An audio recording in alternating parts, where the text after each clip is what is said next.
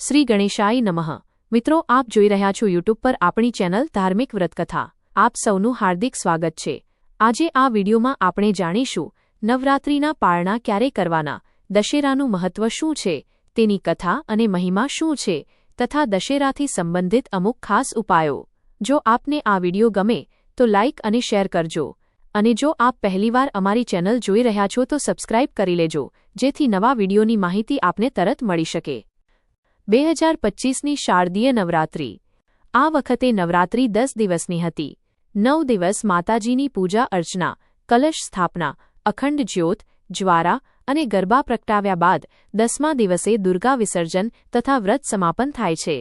આ વર્ષે દશેરા 2 ઓક્ટોબર 2025ના રોજ મનાવવામાં આવશે। એ દિવસે જ નવરાત્રિના પાળણા થશે। ઘણા ભક્તો અષ્ટમી કે 9મી તિથિએ પાળણા કરે છે, પરંતુ નિર્ણય સિંધુ ગ્રંથ મુજબ 9મી તિથિ પૂર્ણ થાય અને 10મી તિથિ શરૂ થાય ત્યારે પાળણા કરવું શ્રેષ્ઠ ગણાય છે। તે પ્રમાણે પાળણા 2 ઓક્ટોબર 2025ના રોજ વહેલી સવારે 6:15 વાગ્યા પછી કરવું શુભ રહેશે। પાળણાની રીત। પાળણા કરતી વખતે માતાની વિધિવત પૂજા કરીને ભૂલચૂક ક્ષમા માંગવી। અક્ષત, ચોખા, ખીર, હલવો, પૂરી, ચણાનું શાક વગેરે સાત્વિક પ્રસાદ ધરવો। વ્રત ખોલતી વખતે ફક્ત સાત્વિક આહાર લેવો, તામસિક ભોજન ન લેવો। કલશ વિસર્જન। કલશ પર મૂકેલું શ્રીફળ મંદિરમાં કે પીપળા, વડના વૃક્ષ નીચે પધરાવવું। કલશનું જળ ઘરમાં છાંટવાથી નકારાત્મક ઉર્જા દૂર થાય છે। એ જળ વૃક્ષ નીચે અર્પણ પણ કરી શકાય। કલશની અંદર રહેલી સામગ્રી, સોપારી, પૈસા, પત્રો વગેરે વૃક્ષ નીચે સમર્પિત કરવી। જો કલશ માટીનો હોય તો નદીમાં વહાવી શકાય, અને જો ધાતુનો હોય તો આવતા વર્ષે ફરી ઉપયોગ કરી શકાય। વિસર્જન વખતે દુર્ગા મંત્રનો જપ અને ક્ષમાયાચના। અખંડ જ્યોત અને મૂર્તિ વિસર્જન। અખંડ જ્યોત પોતે પૂરી થાય ત્યાં સુધી જલવા દેવી। જ્યોત પૂરી થાય ત્યારે તેને થોડી હલાવીને વિસર્જન માનવું। માતાજીની મૂર્તિ કે ફોટાને સેજ હલાવીને પાછા પૂજાસ્થાને સ્થાપિત કરી શકાય, અથવા મંદિરે વૃક્ષ નીચે વિસર્જન પણ કરી શકાય। ધ્યાન રાખવું કે નદી તળાવમાં સામગ્રી નાખવી યોગ્ય નથી। જ્વારા અને દક્ષિણા। જ્વારામાંથી થોડું માતાને અર્પણ કરી બાકી ગાયને ખવડાવવું કે વૃક્ષ નીચે મૂકી દેવું। પૂજામાં રાખેલી દક્ષિણા મંદિરે આપી દેવી। આ રીતે નવરાત્રિનું વિધિવત પારણ, કલશ વિસર્જન અને દશેરા ઉજવણી પૂર્ણ થાય છે। મંદિરમાં જઈને દક્ષિણા મૂકી આવવી કે બ્રાહ્મણદેવને અર્પિત કરવી શ્રેષ્ઠ ગણાય છે। માય મંદિરમાં ગોળકમાં મૂકી આવવી પણ યોગ્ય છે। ઘણીવાર નાની બાળાઓને દક્ષિણા આપવામાં આવે છે। પૂજામાં રહેલું અનાજ, ચોખા કે સપ્તધાન પક્ષીઓને ચણાવી દેવું પણ શુભ માનવામાં આવે છે। આ રીતે દુર્ગા વિસર્જન પૂર્ણ થાય છે અને દશેરાનો ઉત્સવ ઉજવાય છે। દશેરાનું મહત્વ। દશેરો એટલે અધર્મ ઉપર ધર્મનો વિજય।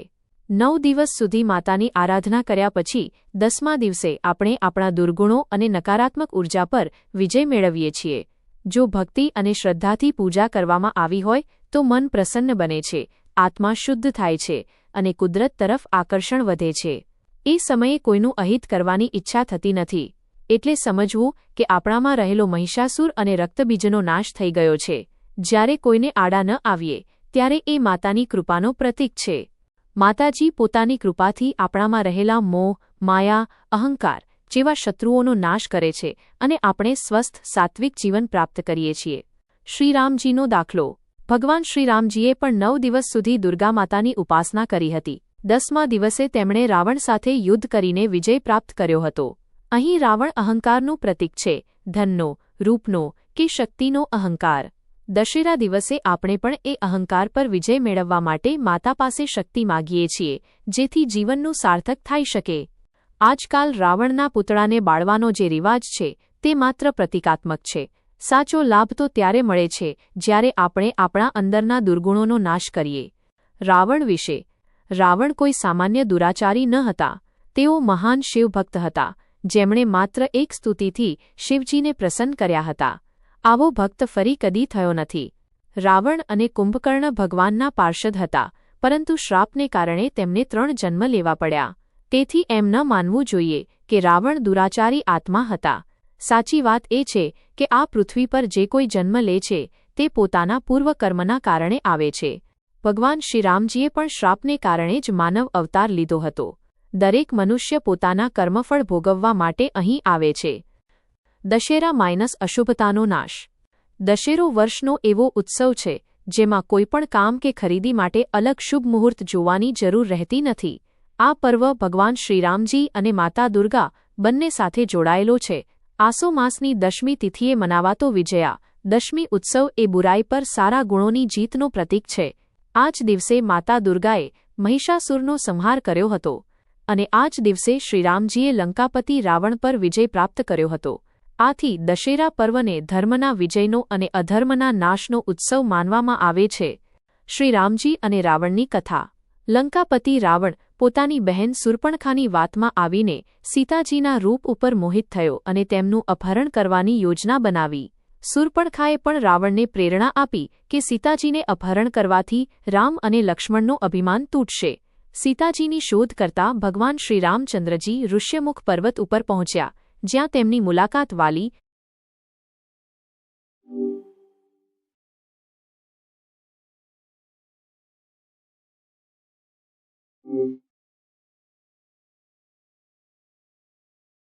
હનુમાનજી ભગવાન શિવજીના અવતાર અને શ્રીરામના પરમ ભક્ત હતા. તેઓએ જ સીતાજીની શોધ કરી. હનુમાનજીએ રાવણને સમજાવ્યું કે સીતાજીને સન્માનપૂર્વક પાછી મોકલી દે અને ક્ષમા માગે, પરંતુ રાવણ અહંકારમાં હતો. તેને પોતાના કરેલ કાર્યનો પસ્તાવો ન હતો અને તેણે શ્રીરામ સાથે યુદ્ધ કરવાની ઘોષણા કરી. ત્યારે ભગવાન શ્રીરામે આસો માસના શુક્લ પક્ષની પ્રતિપદા તિથિથી 9મી તિથિ સુધી માતા દુર્ગાની ઉપાસના કરી. માતાની કૃપાથી શક્તિ પ્રાપ્ત કર્યા પછી 10મી તિથિએ રાવણ સાથે યુદ્ધ કરીને તેને પરાજિત કર્યો અને મોક્ષ અપાવ્યો. આ કારણથી દશેરાનો ઉત્સવ વિજયાદશમી તરીકે ઉજવાય છે. મહિષાસુર અને દુર્ગાની કથા. પૌરાણિક કથા મુજબ મહિષાસુર નામનો એક અસુર કઠોર તપ કરીને બ્રહ્માજી પાસેથી વરદાન માંગ્યો કે તેને કોઈ મારી ન શકે. બ્રહ્માજીએ કહ્યું કે મૃત્યુલોકમાં કોઈ અમર થઈ શકતું નથી. ત્યારે મહિષાસુરે માંગ્યું કે તેને માત્ર કોઈ સ્ત્રી મારી શકે, કારણ કે સ્ત્રીમાં એટલી શક્તિ નથી.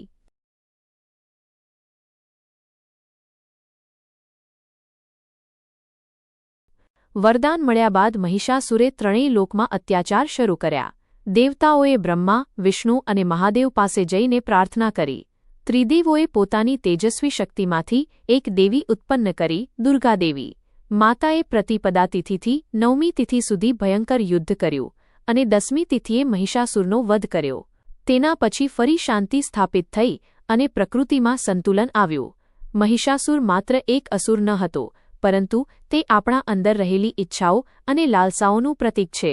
જ્યારે માણસ કુદરતના નિયમોના વિરોધમાં ચાલે છે, ત્યારે એ મહિષાસુરનું સ્વરૂપ ધારણ કરે છે.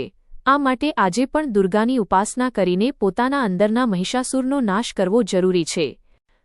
જય અને વિજયની કથા. રાવણને મોક્ષ તરત મળ્યો ન હતો, કારણ કે તે ભગવાન વિષ્ણુના દ્વારપાળ જય અને વિજયના બીજા જન્મમાં હતો. સનતકુમારના શ્રાપને કારણે તેમને 3 જન્મ રાક્ષસ યોનિમાં લેવા પડ્યા. પ્રથમ જન્મમાં તેઓ હિરણ્યાક્ષ અને હિરણ્યકશ્યપ થયા.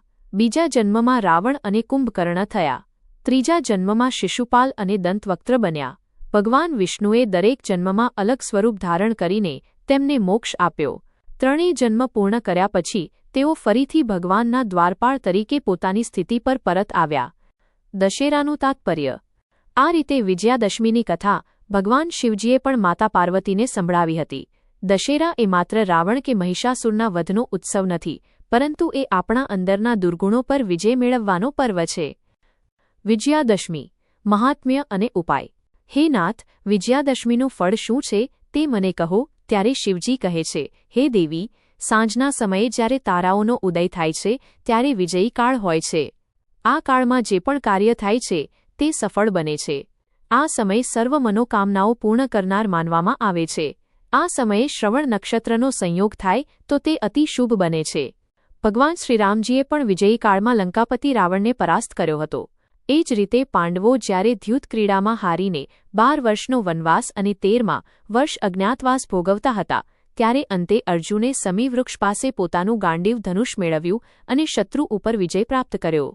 તે દિવસ પણ વિજયાદશમી જ હતો. એટલા માટે વિજયાદશમીના દિવસે સમીવૃક્ષનું પૂજન કરવામાં આવે છે. કહેવાય છે કે આ વૃક્ષ શ્રીરામચંદ્રજીના વિજયનું પ્રતીક છે. દશેરા દિવસે કરવાના મુખ્ય ઉપાય. 1. મુખ્ય દ્વાર ઉપર દીપક પ્રગટાવવો. ઘરમાં સકારાત્મક ઉર્જાનો પ્રવેશ થાય છે અને માતા મહાલક્ષ્મીની કૃપા મળે છે. આ દીપક પ્રગટાવવાથી રાહુના દોષનો પણ નિવારણ થાય છે. 2. સમી વૃક્ષ નીચે દીપક પ્રગટાવવો. આ વૃક્ષ વિજય, સૌભાગ્ય અને ધનનું પ્રતીક છે. સમી વૃક્ષ નીચે શુદ્ધ ઘીનો દીપક કરવાથી કોર્ટ કચેરીના કામોમાં સફળતા મળે છે અને જીવનના કષ્ટોમાંથી મુક્તિ મળે છે. 3.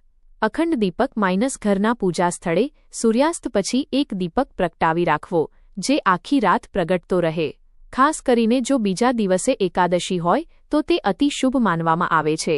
આ દીપકથી જીવનમાં સુખ, શાંતિ અને સમૃદ્ધિ આવે છે. 4.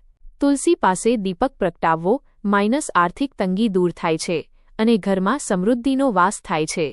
જપ કરવા યોગ્ય મંત્રો.